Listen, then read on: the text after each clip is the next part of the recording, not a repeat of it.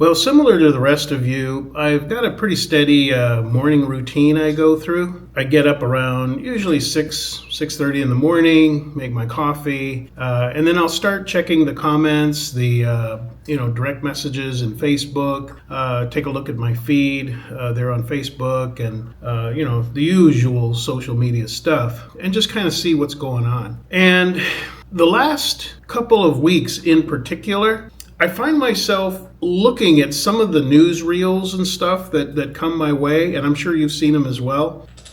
And I find myself asking myself regarding many men that are, say, there in the States, Canada, Europe, whatever, what's holding them back? And so I'll kind of clarify what I mean by that. I look at what's going on, and I'll focus here on the United States since I'm an American, but I think it applies to much of the Western world. And these are the kind of newsreels that I see. It's a variety of, like, for instance, some of the videos I get are from vloggers who basically go just randomly throughout different parts of Los Angeles, and it's crazy town. Now, I know there's other parts of Los Angeles that are a bit cleaner, organized, generally where the wealthier people are, but there are so many big parts of Los Angeles that used to be normal, a normal place you could live, and now it's just a string of drug addicts, camping tents on the sidewalk, defecation,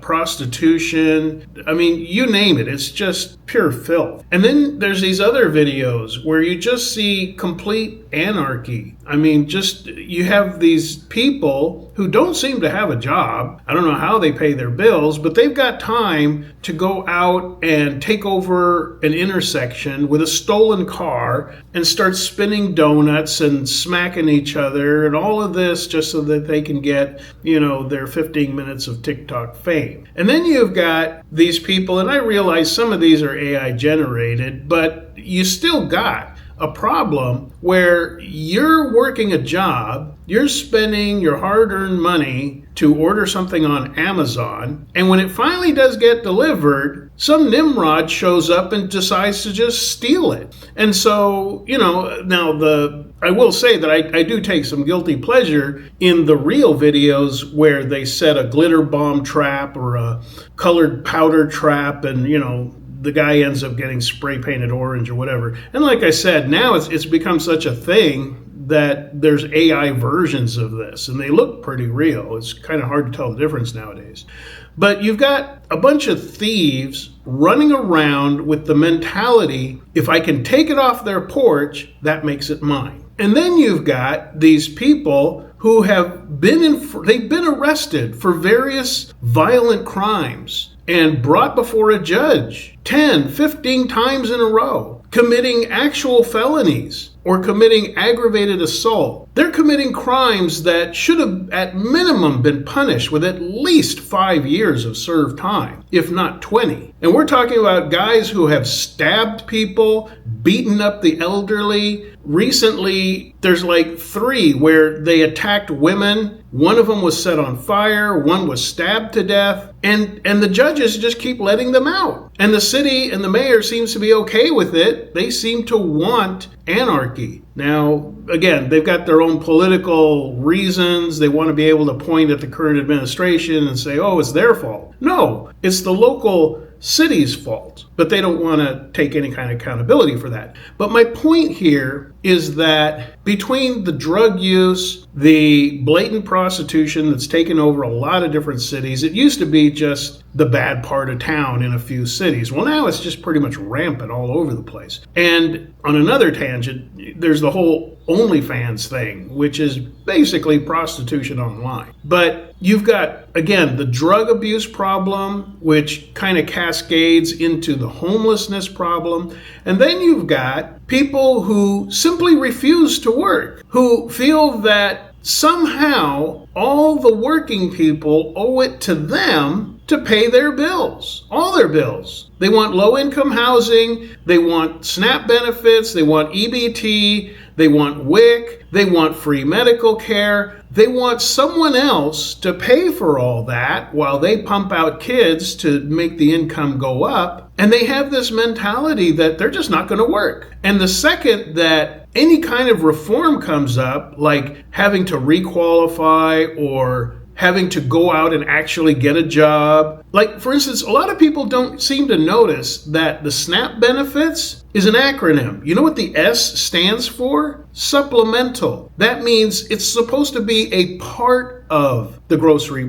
provision. It's not supposed to be carte blanche, all the groceries you want. But that's pretty much how these people view it. And I know firsthand from people I know over the years who have abused all these social services, welfare, SNAP, EBT, WIC. They have way more coming in than they can even eat. And they sell it. They go, they get the meat, they get the milk, whatever. They sell it secondhand to other people in the neighborhood. Then they take that money and they use it for booze or whatever else they want. So the point I'm making with all of this horrible news going on, which again, just there's some effort to try and fix it.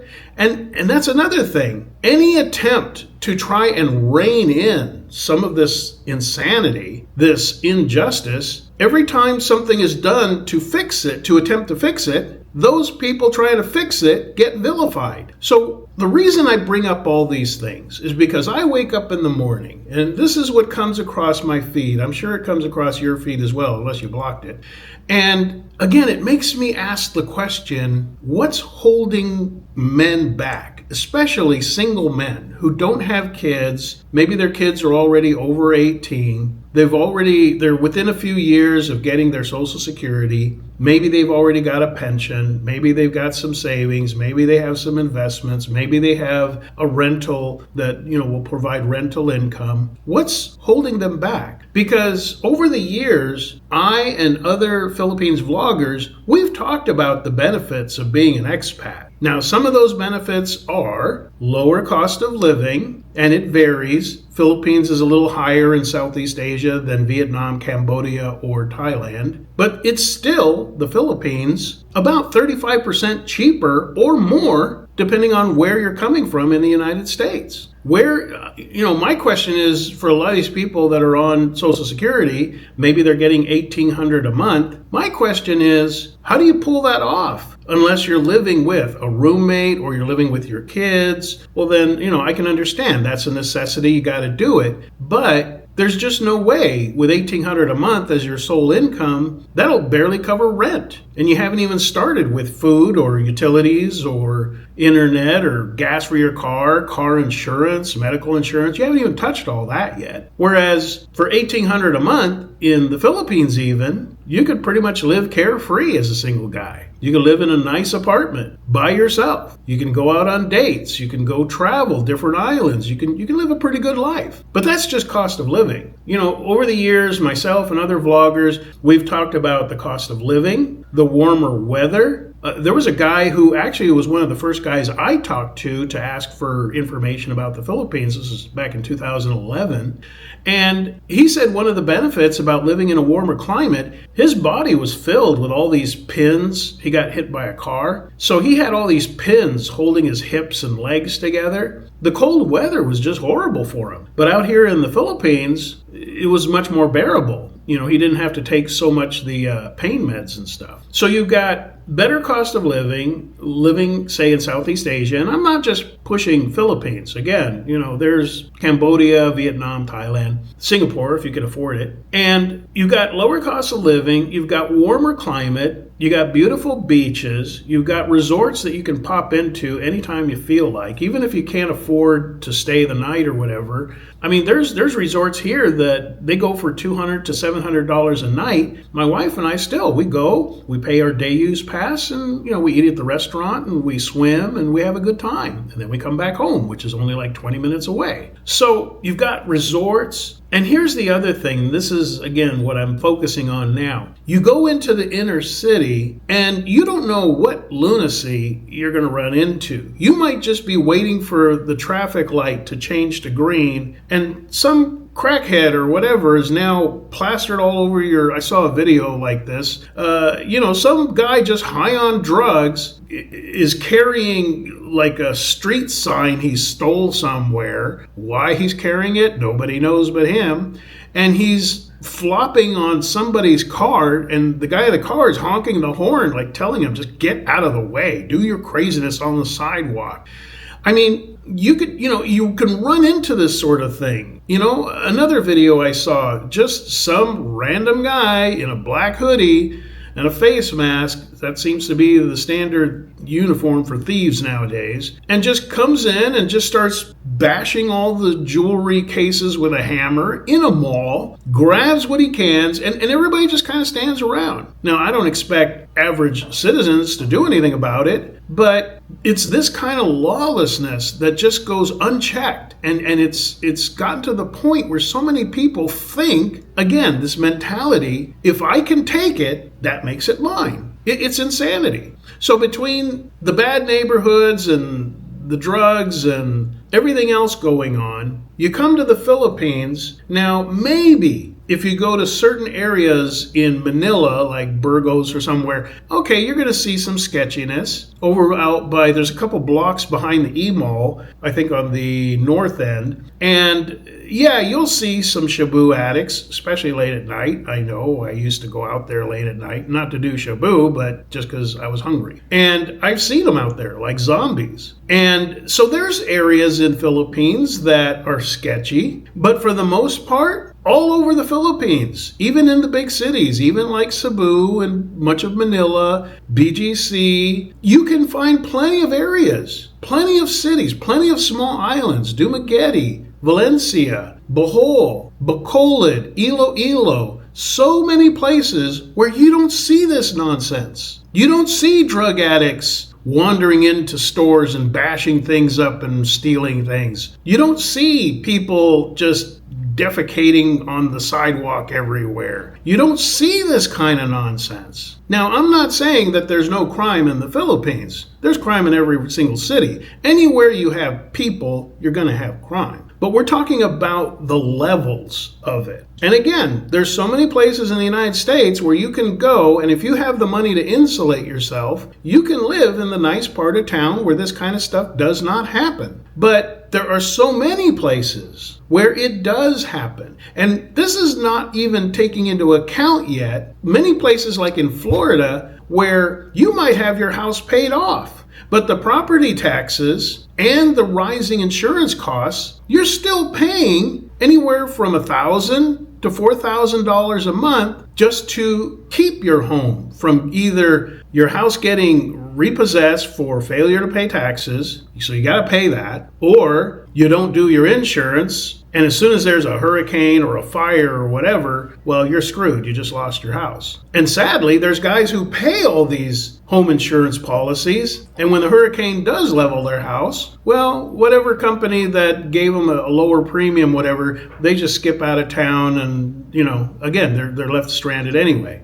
So you've got all these reasons to say, there's got to be a better place to live. And if you can't afford it in the United States, because like I said, the better parts of town where you don't have this nonsense, they're pretty expensive places to live. That's what you're paying for. A better police department. But again, you're going to be paying higher property taxes and everything else. Or, again, it comes back to my original question. What's holding guys back from moving to Southeast Asia? Not just Philippines, Cambodia, Vietnam, Thailand. Cheaper cost of living. You don't have gangs roaming around. You don't see so much graffiti everywhere. I think my whole year in Vietnam, I saw graffiti twice. And I never saw gang members anywhere in Vietnam or Philippines, and I've been here 13 years. You got the choice to come out and have a much more peaceful life, lower cost of living, and again, all the other icing on the cake, like the dating and all that. So maybe some of you can just share with me, and I understand there are good reasons for why would you choose to struggle uphill against the wind in the U.S. or Canada or Europe or Australia when the option is there to move to Southeast Asia. And I understand. Some guys will probably say, well, I just don't have the money, which is kind of ironic because they're living in a place that's more expensive. But when they say they don't have enough money to move overseas, what they're really saying is they can earn a living in their home country, but they can't earn a living online or in the Philippines. And until they are collecting their pension, their Social Security, or unless, like I mentioned before, they have rental income or something that's going to pay the bills, I understand there's a lot of guys that are stuck. They've got to stay in their home country because that's where they generate their income. I get that. I understand that. And I often in the past have called it the hamster wheel. And it's not something that men choose so much. They're just simply stuck in that predicament. But to me, it's kind of like if you found yourself wrongly incarcerated or kidnapped, you don't just give up and accept it. Every single day, you got to be thinking, how can I get out of this trap? How can I escape? And if you have to do that every single day for 3 years, but you finally come up with an idea that'll work, it's worth it. So I guess to wrap it up, and again, I'll leave it for you guys in the comments to answer, even aside from all the other stuff, the nice beaches, the dating, the women, and all that stuff, just simply on the quality of life issue, what is it that really holds you back? Or are you only holding back until you get that pension? You get that Social Security? Is it already your plan? As soon as I have reliable income, I'm out of here. Because when it comes to the dating in the West, the consistent consensus is it sucks. It sucks really bad. It's not even worth participating with. And if you're old enough to be getting your pension, your Social Security, whatever, chances are your kids are over 18. They're busy doing their own life, just like we did when we were 18. We decided we're going to go out there, we're going to make it happen, we're going to get married, we're going to work, we're going to do whatever. The sad reality is that even by the time your kids are 16, all of their interest is on their life in the world. That's just the way it is. It's the whole cats in the cradle thing. They really don't have time like they used to just sit down with pops and have some lunch or whatever. They've got other things they want to do. So you're lucky if you see them twice a month, maybe 3 times a month. So if they're over 18 and they're pursuing their life, again, nothing wrong with that. In fact, they need to be independent individuals. Well, what's holding you back? If not just really the money? Because it's not like, again, the dating scene or the cost of living or the idea of getting ahead or having a stress-free life is really within reach for most people, most men. Now, if you've got a pile of money and you can live in a nice gated community with 24-hour security, CCTVs, keep the riffraff out, well, then it's really not so much an issue. But that's not the majority of people. So look forward to hearing your thoughts in the comments, and we'll discuss it more there.